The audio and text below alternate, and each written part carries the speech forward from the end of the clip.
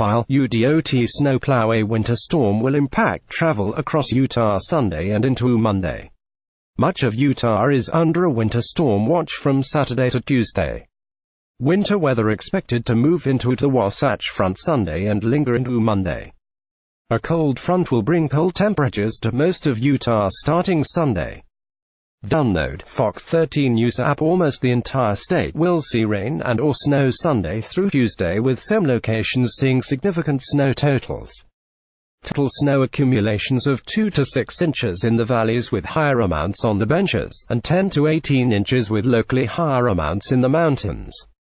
The Fox 13 weather team says anyone planning to travel across northern Utah and southwest Wyoming Sunday and Monday should expect winter driving conditions, including snow-covered roads and reduced visibility.